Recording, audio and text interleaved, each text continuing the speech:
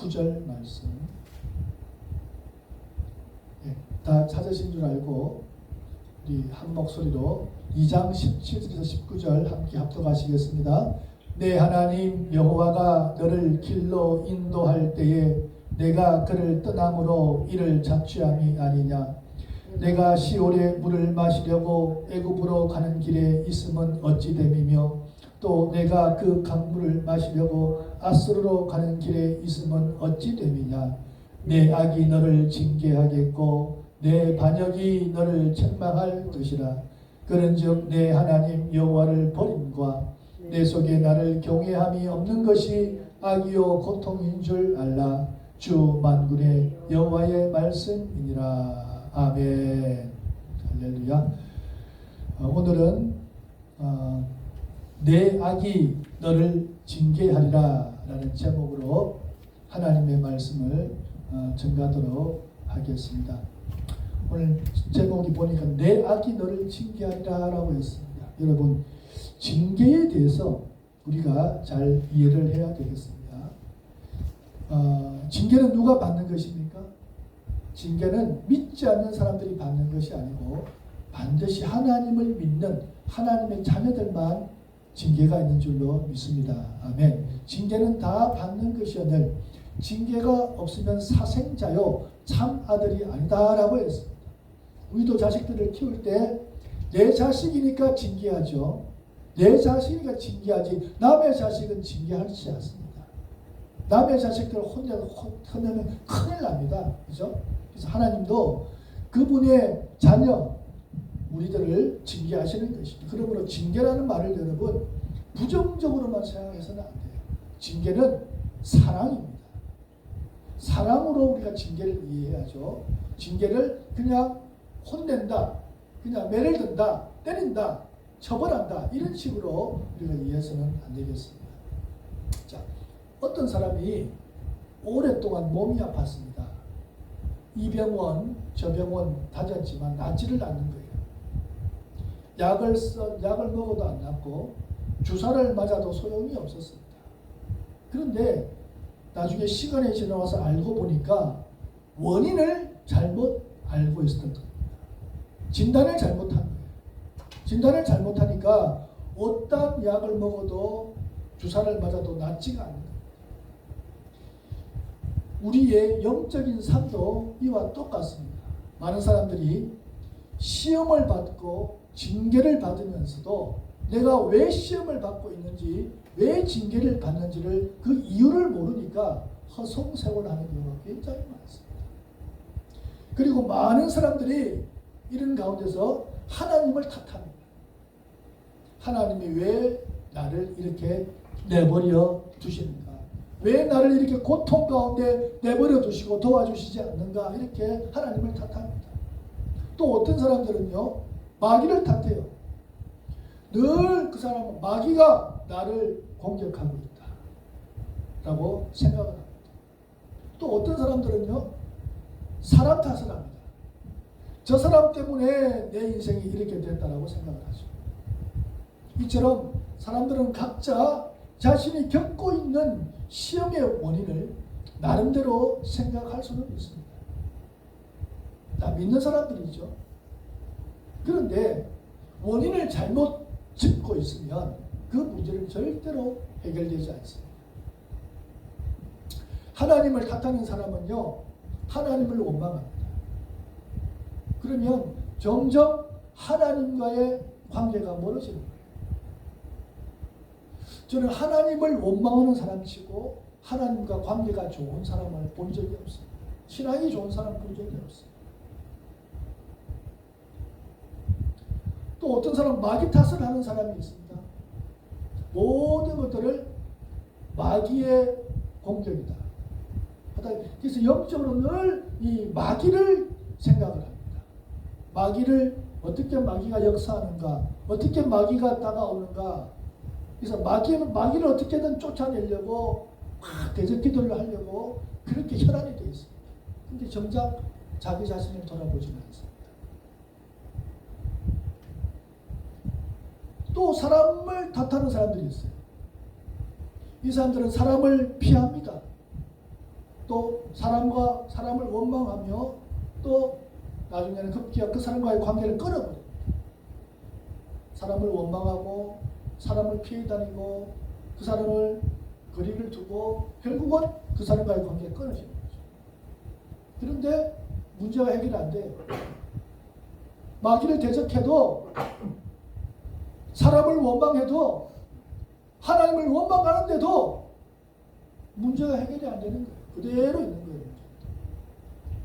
왜냐하면 원인이 거기에 있지 않기 때문입니다. 오늘 하나님은 오늘 이 말씀을 통해서 고통받고 있는 고난 가운데 있는 이스라엘 백성들에게 정확한 지금 진단을 내려주십니다. 우리 19절 말씀 함께 읽겠습니다. 시작. 내 악이 너를 징계하겠고 내 반역이 너를 책망할 것이라. 아멘. 원인은 하나님도 마귀도 환경도 사람도 아닙니다. 바로 나 자신이라는 것입니다. 이 진단을 받아들이는 순간에 비로소 문제의 실마리가 조금씩 풀어지기 시작합니다.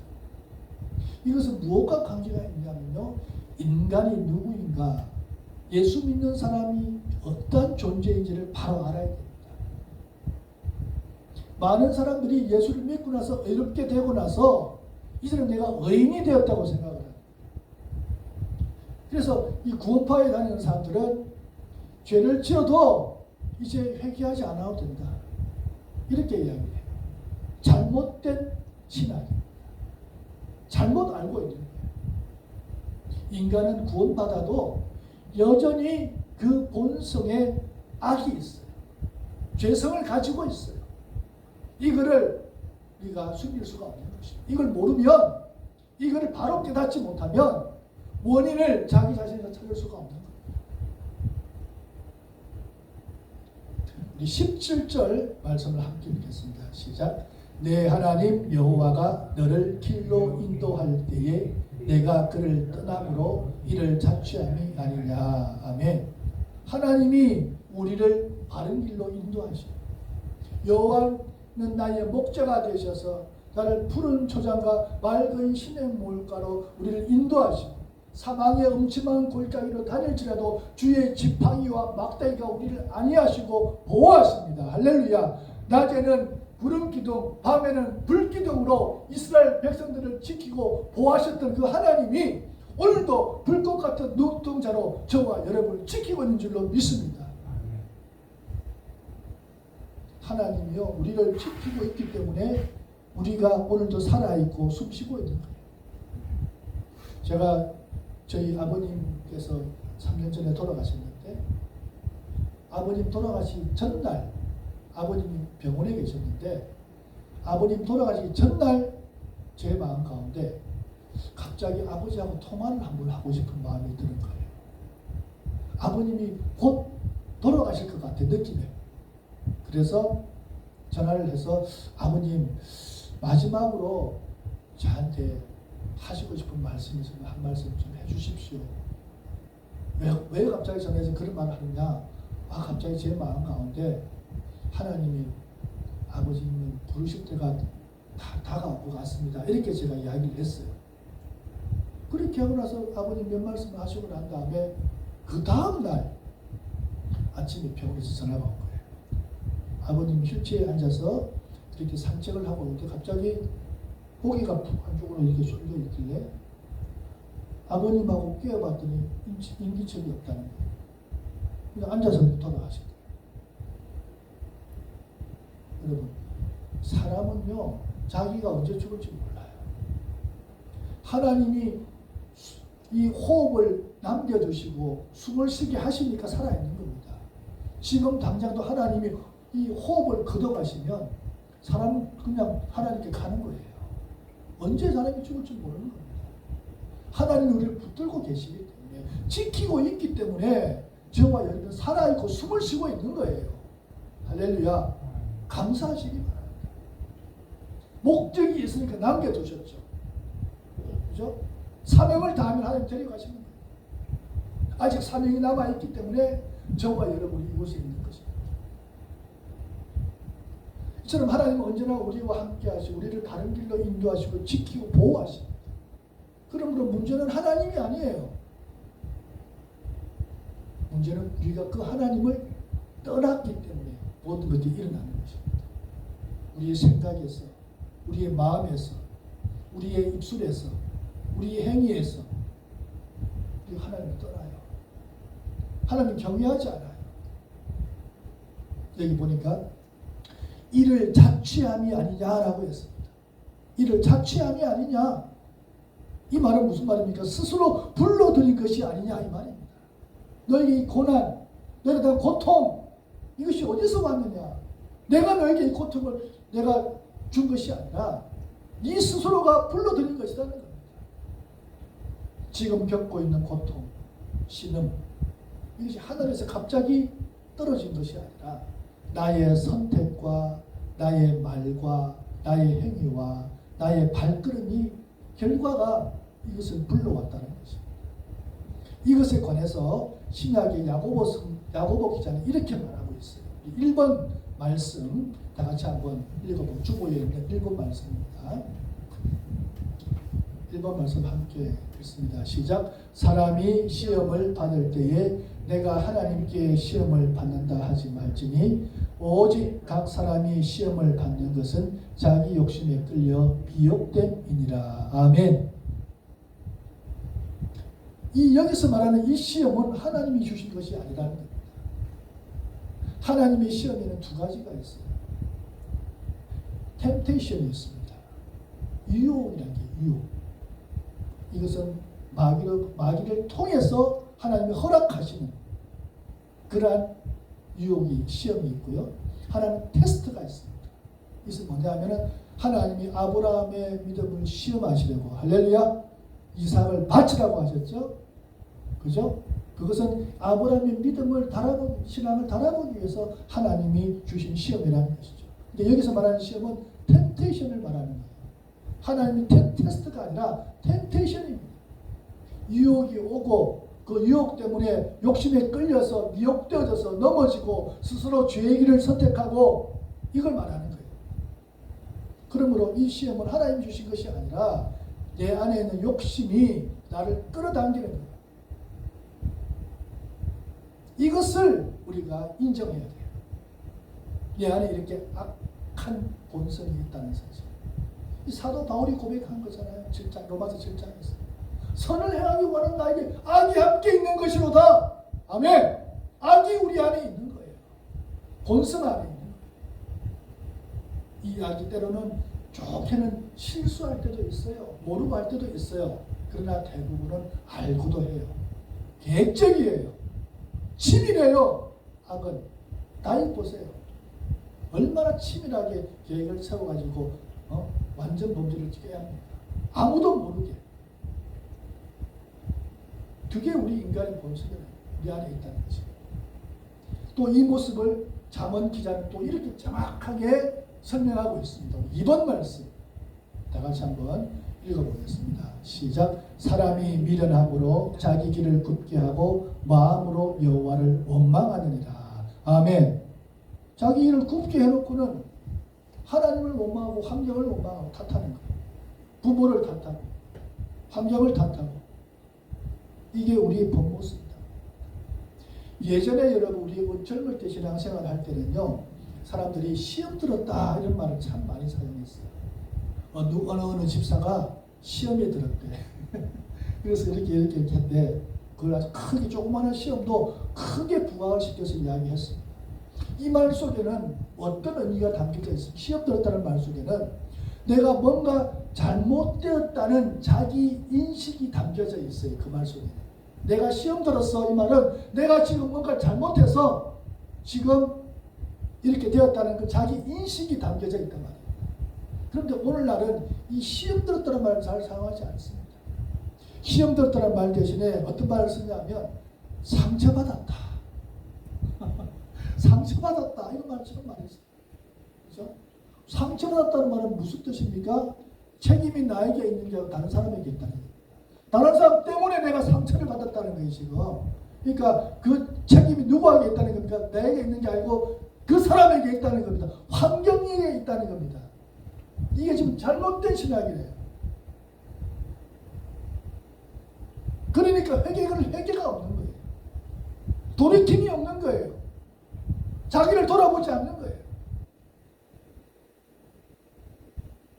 이에 대해서 성경은 이렇게 말합니다. 우리 3번 말씀 다 같이 읽습니다. 시작. 오직 너희 죄악이 너희와 너희 하나님 사이를 갈라놓았고 너희 죄가 그의 얼굴을 가리어서 너희에게서 듣지 않으시게 하느니라. 아멘.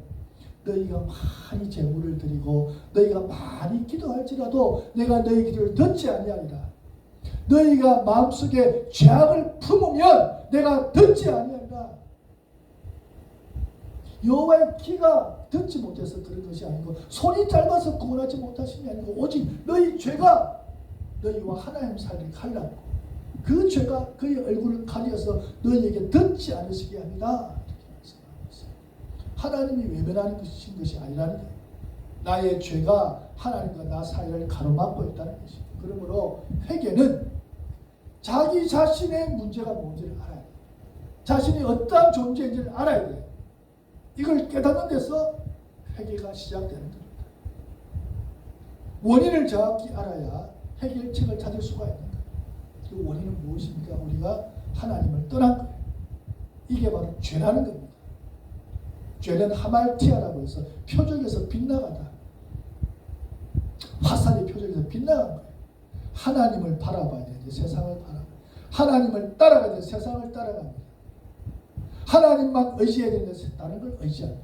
다 표적에서 빗나가는 거예요. 다 죄입니다. 그래서 하나님을 떠난 것이다. 우리.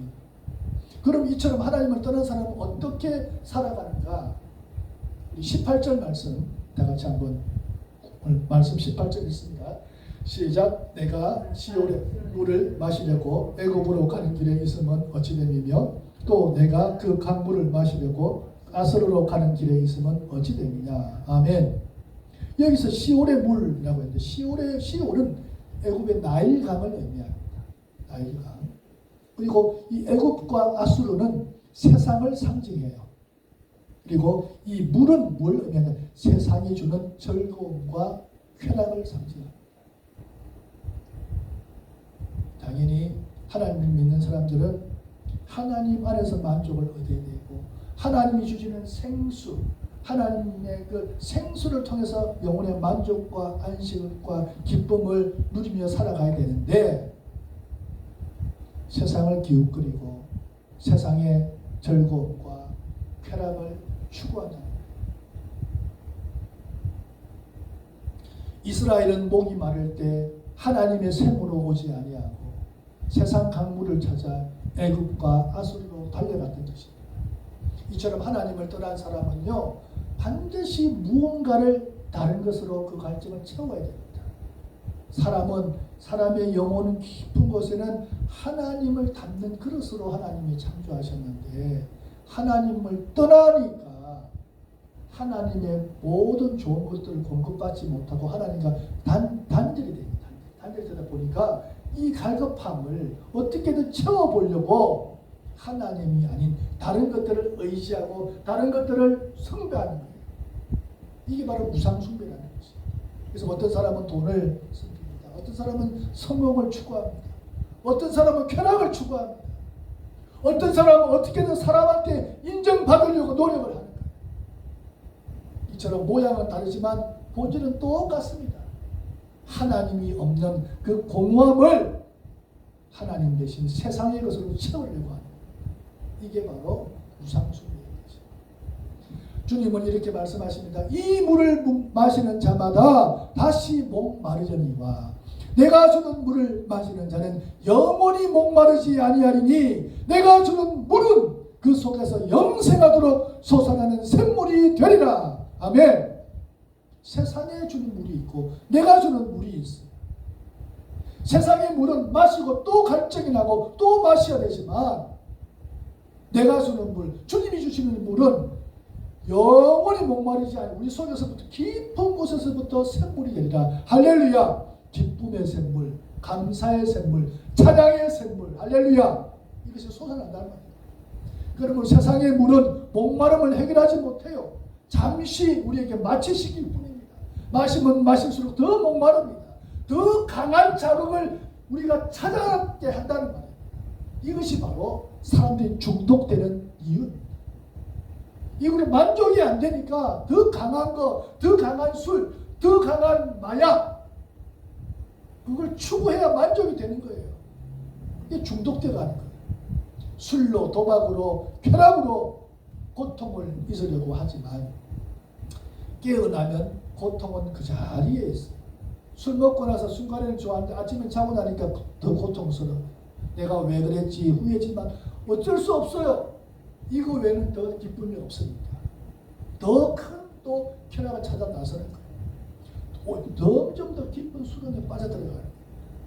우리 4번 말씀을 함께 읽습니다. 4번 말씀 시작. 평안을 너희에게 끼치노니 곧 나의 평안을 너희에게 주노라. 내가 너희에게 주는 것은 세상이 주는 것과 같이 아니하니라. 아멘.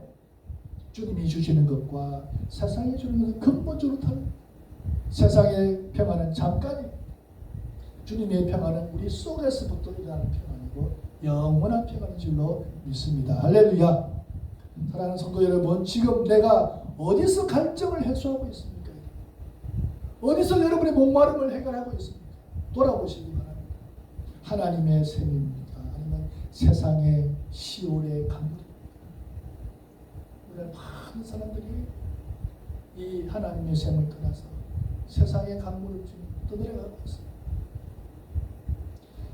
그리고 많은 하나님을 믿는 사람들이 자신이 고통 가운데, 시험 가운데 징계 받고 있으면서도 이 법칙을 모르기 때문에 허송세월을 하는 거예요. 여전히 마귀를 대적합니다. 하나님이 벌을 주신다고 생각하고 하나님을 원망합니다. 사람을 탓하고 사람을 원망합니다. 자신이 뿌린 씨앗, 그것이 자라서 지금 열매를 맺고 있는 거예요. 거짓말을 하면 불신을 낳습니다. 불신은 관계를 파괴합니다. 음욕을 품으면 수치를 경험하게 되고요. 탐욕을 품으면 공허함을 낳습니다. 분노하면요 스스로 고립하게 되고요. 교만을 품으면 스스로 파멸하게 되어 있습니다. 이것이 하나님의 법칙이에요. 할렐루야. 하나님이 따로 징계하실 필요가 없어요. 우리의 악이 우리의 삶을 스스로 무너뜨리는 거예요. 그 선줄로 생각하면 넘어질까 조심하라. 그러므로 지금 내 심령 깊은 곳에 해결되지 않은 고통, 그러한 쓰라림, 그러한 고통이 있다면 스스로 물어봐야 됩니다. 내가 무엇을 뿌렸는가? 어떤 씨를 뿌렸는가? 내가 어떤 길을 걸어왔는가? 스스로 돌아봐야 된다는 거지. 그리고 그 실마리를 풀어야 돼. 그 실마리가 무엇이라고 했습니까? 내가 하나님을 원치 않는 거예요. 하나님보다 다른 것을 더 의지한 거예요. 하나님을 경외하지 않은 것이 악이요 고통인 줄 알아라. 여호와를 버림과 내 속에 나를 경외하지 않음이 악이요 고통이라는 겁니다.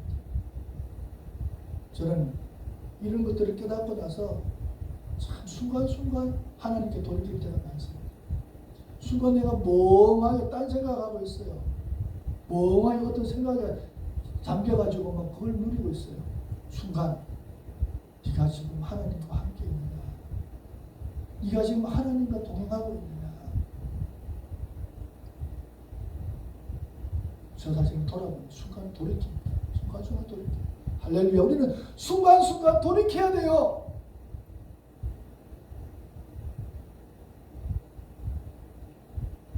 그 뿌리가 뭐냐? 결국 하나님을 떠나 하나님 외에 다른 것들을 더 의지하고 섬기던 우리 자신에게 원인이 있다는 것입니다. 우리 19절 마지막 부분에 있는 말씀 함께 읽습니다. 시작. 내 하나님 여호와를 버림과 내 속에 나를 경외함이 없는 것이 악이요 고통인 줄 알라. 아멘. 무엇이 고통이라고요? 무엇이 악이라고요? 여호와를 버리고 여호와를 경외함이 없는 것, 그것이 악이요 고통이라는 것입니다. 원인이 분명해졌죠.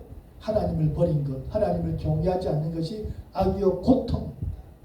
그렇다면 해결책도 분명합니다. 해결책이 무엇입니까?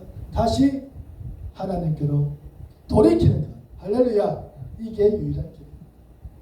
회개는 두 가지 의미가 있어요. 첫째는 길을 돌이키는 겁니다. 악한 길에서 발을 빼는 것입니다. 지금 걷고 있는 그 길이 하나님 앞에서 옳지 않다면 어떻게 됩니까? 멈춰야 됩니다. 그리고 돌아서야 됩니다. 두 번째 회개는 생각을 돌이키는 거예요. 생각을 돌이킨다. 내가 옳다고 생각했어. 내가 억울하다 생각했어요. 내 때문이 아니고 남 때문이라고 생각했어요. 그걸 내려놔라는 겁니다. 그리고 하나님이 항상 옳으시다. 나는 틀렸고 하나님은 옳으시다. 그리고 내가 잘못했다는 것을 하나님 앞에 고백하는 겁니다. 이 두 가지 돌이킴이 일어날 때 하나님은 반드시 우리를 긍휼히 여기고 용서해 주십니다. 할렐루야. 크게 죄를 지어도 상관없습니다. 오래 하나님을 떠나 해도 상관없습니다. 지금 회개하고 돌아오기만 하면 되는 거예요. 너희는 여호와를 만날 만할 때 찾으라. 가까이 계실 때 그를 부르라. 라고 했어요. 지금이 바로 그때입니다. 지금이 은혜 받을 만한 때예요. 지금이 구원의 날이에요. 오늘 이 시간 이 예배가 하나님이 우리에게 허락하신 은혜의 시간인 줄로 믿습니다. 하나님 지금 이 자리에서 우리를 부르고 계십니다. 말씀을 정리합니다. 많은 사람들이 고통당하지만 고통의 원인과 이유를 몰라서 허송세월을 합니다. 하나님 탓하고 마귀 탓하고 사람 탓하는 문제가 해결되지 않는 거예요. 오늘 하나님 정확한 진단을 내려주십니다. 원인은 바로 나 탓이라, 내 탓이라. 내가 하나님을 떠난 것입니다. 정직하게 우리는 인정해야 됩니다. 내가 하나님을 떠났습니다. 내 악이 나를 여기까지 끌고 왔다. 이 고백이 회개의 시작이에요. 그리고 두 번째는 세상 물을 찾는 것을 멈추십시오. 돈, 쾌락, 사람 따라가는 것, 우리의 자리를 채워줄 수가 없어요.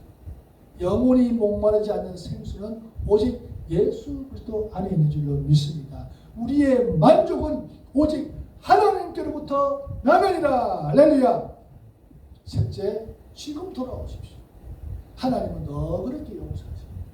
제가 평생 살아오면서 하나님 제가 잘못했습니다 하고 진심으로 누이치고 하나님 앞에 나아갔을 때 하나님이 저를 쫓아내신 적이 한 번도 없어요. 어떤 죄를 지어도 하나님 너그럽게 용서해 주십니다. 그게 하나님이세요. 내가 네 죄를 다 용서해 주었으니 이제 돌아오라. 원인을 알면 해결책이 보입니다.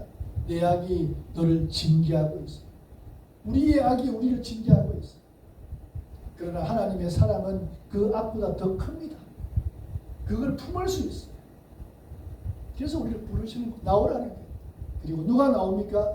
하나님이 내게 주신 자들은 반드시 내게 나올 것이요. 할렐루야. 하나님이 택하시고 하나님의 자녀, 하나님 부르시고 인도하신 사람 반드시 잘못된 길로 갔다 다시 돌아오게 됩니다. 그게 하나님 구원받은 사람의 증거예요. 오늘도 하나님 우리를 부르십니다. 하나님께 돌아오시는 저와 여러분 되기를 주님 이름으로 축원합니다. 할렐루야. 기도하겠습니다.